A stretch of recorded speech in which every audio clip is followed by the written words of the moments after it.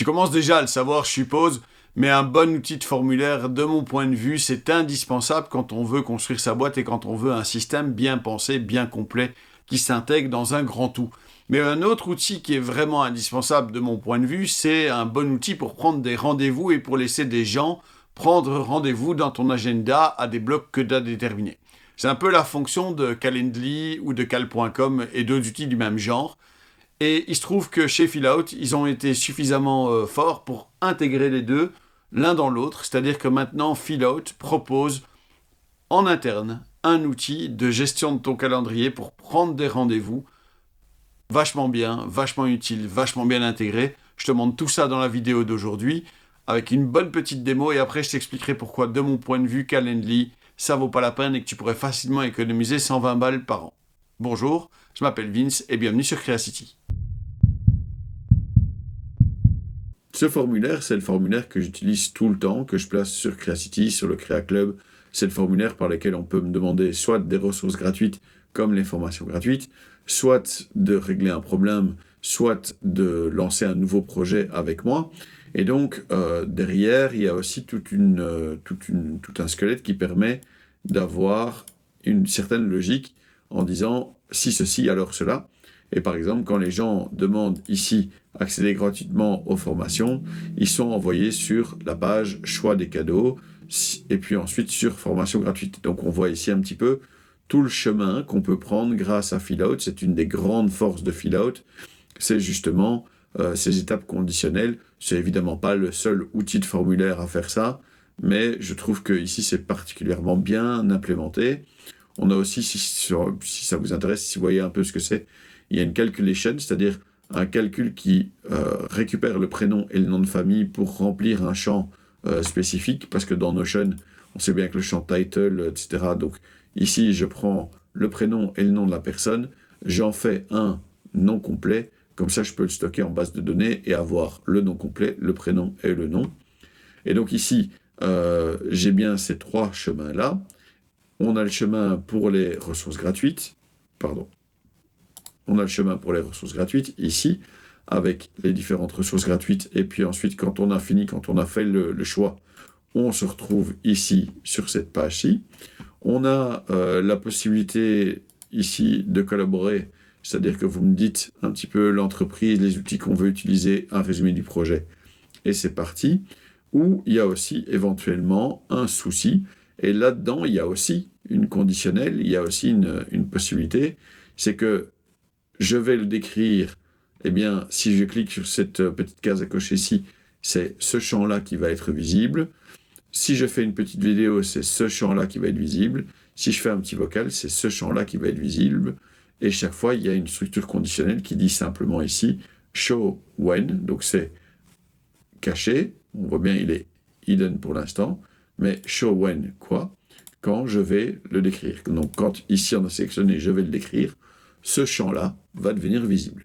Et donc ça déjà, c'est plutôt pas mal, c'est déjà une chouette possibilité. Mais là où ça devient intéressant, c'est que si on regarde à nouveau un petit peu ma logique ici derrière, de temps en temps, on arrive sur prendre rendez-vous. C'est-à-dire que de temps en temps, pour la collaboration par exemple, je veux que les gens, quand ils ont rempli ce formulaire-là, ils puissent directement prendre rendez-vous avec moi pour qu'on puisse discuter de leur projet. Et je me retrouve alors sur cette page-ci, et cette page-ci utilise pour l'instant Calendly. Calendly, qui est un outil de formulaire qui est connu, que beaucoup de gens utilisent, mais que je ne trouve pas idéal pour des raisons que j'expliquerai dans quelques minutes. Et donc ici, personnellement, Calendly, j'ai déjà essayé d'autres embeds, j'ai déjà essayé d'utiliser par exemple cal.com, mais il se trouve que maintenant, chez Fillout, ils ont un nouvel outil avec un scheduling. C'est-à-dire qu'on a maintenant la possibilité de se raccorder à son calendrier Google pour pouvoir proposer la même chose que Calendly, mais directement à l'intérieur de Fillout, directement avec les fonctionnalités de Fillout. Et donc on est bien d'accord, c'est alimenté par Calendly, c'est bien écrit là au-dessus, c'est assez visible. Moi ce que je veux, c'est tout simplement ici, utiliser le nouvel outil de scheduling qui vient de chez Fillout, et prendre un rendez-vous one-on-one qui s'appelle « Collaborons ensemble ». poum, poum, 33M parce que c'est un événement qui dure custom 33 minutes, pour lequel on va aller dans Google Meet. On pourrait choisir plein d'autres solutions. Moi, je prends celle-ci pour aller un petit peu plus vite. Et puis, on a effectivement plein de possibilités ici sur le côté. Hop. Collaborons ensemble. Custom Duration, Availability. Il faut mettre un petit peu les heures de travail. Il se trouve que je l'ai déjà configuré, comme ça allait un petit peu plus vite. Voilà les horaires auxquels je veux pouvoir contacter les gens, enfin que les gens puissent me contacter et prendre rendez-vous avec moi, y compris le samedi et le dimanche, parce qu'il y a des gens qui bossent en semaine et qui n'ont pas toujours la possibilité.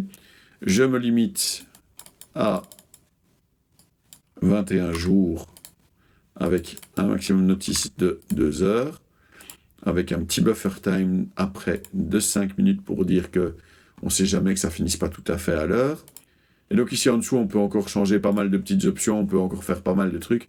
Ici, je vais avancer un peu plus vite parce que l'objectif, c'est de vous montrer surtout à quoi ça ressemble. Et donc maintenant, ici, au niveau de collaborons ensemble, ici au niveau de prendre rendez-vous, ce que je veux effectivement, c'est que je vais changer la logique ici. Et donc, au lieu de prendre rendez-vous, je vais casser le lien qui est ici et qui est là. Et je vais simplement venir créer un lien ici. Bah non, il est caché, voilà. Donc ça fonctionne. Et maintenant, ce bloc-là, il est un petit peu tout seul. Donc je peux le supprimer. Boum. Et maintenant, j'ai mon formulaire de contact qui utilise directement le formulaire de Calendly, le formulaire de Fillout. Ça fonctionne assez bien, ça fonctionne de manière assez souple. Et si je prends maintenant et si je publie ceci, eh bien, au moment où on arrive à collaborer ensemble, on a bien ce truc-là qui arrive, qui est encore plus intégré, qui est encore plus visuel, je trouve, de mon point de vue. Et donc, si ici, je viens sur mon formulaire et que je le partage, que je l'ouvre, admettons Vincent, hop, info@crea.city, discuter avec moi d'un projet personnel ou professionnel, voilà, entreprise CreaCity, les outils que j'utilise, hop, Notion, Coda, Zapier, tout ça. On en discute. J'aimerais que quelqu'un... Voilà. Et j'ai mon truc de rendez-vous où, par exemple, ici, aujourd'hui, je peux prendre un rendez-vous avec moi-même, ce qui est fabuleux. Vincent avec info@crea.city. Je planifie l'événement et j'ai fini mon parcours. J'arrive à la dernière page de mon formulaire. C'est vraiment super simple, c'est vraiment très très efficace. Ça fonctionne super bien et c'est super rapide.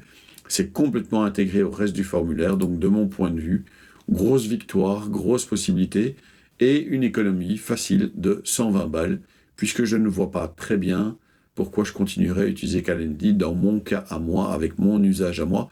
Mais il faudra qu'on reparle de Calendly de toute façon, parce que moi, c'est un outil que je trouve surcoté, au moins surcoté.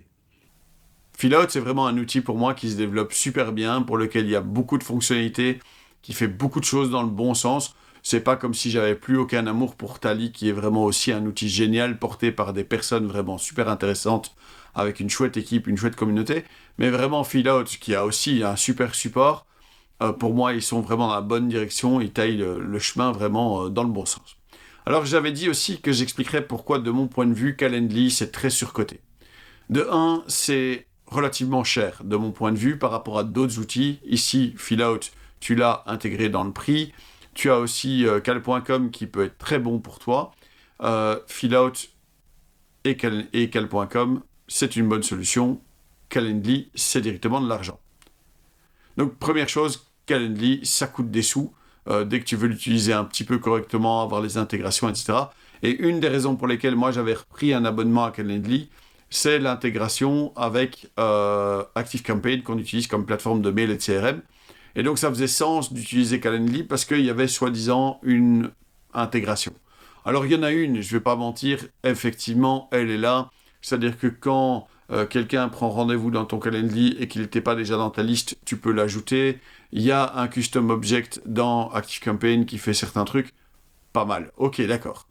Mais c'est pas assez, c'est pas suffisant. Par exemple, Cal.com me permettait de faire avec Zapier ou avec Make me laisser la possibilité de savoir si la personne était venue au rendez-vous. Et si elle était venue au rendez-vous et que le rendez-vous était considéré comme successful, eh bien, je pouvais mettre un petit tag en plus ou je pouvais enclencher une autre automatisation là derrière.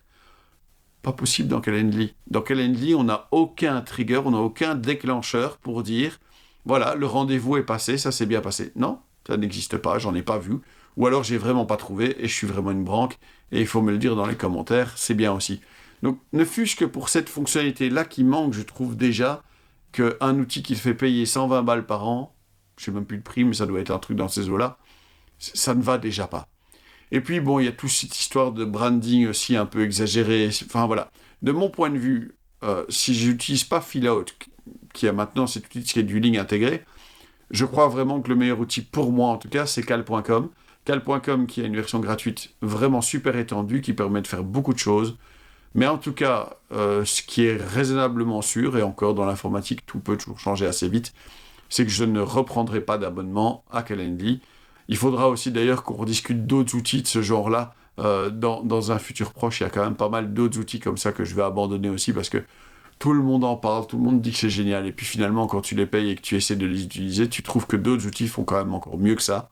Je parle pas d'ActiveCampaign en disant ça. ActiveCampaign, pour l'instant, je dois dire que c'est cher, mais ça fonctionne plutôt pas mal. Mais il y a d'autres outils comme ça dont il faudra qu'on reparle dans un futur proche. Encore une fois, je m'appelle Vince et je te remercie d'avoir regardé cette vidéo. N'oublie pas d'aimer, de commenter, de partager, de t'abonner et de faire sonner la cloche. Sois sympa dans les commentaires parce que les trolls, c'est uniquement chouette quand ça danse, ça chante, tout ça fait des câlins. Puissons-nous nous revoir bientôt. Merci et au revoir.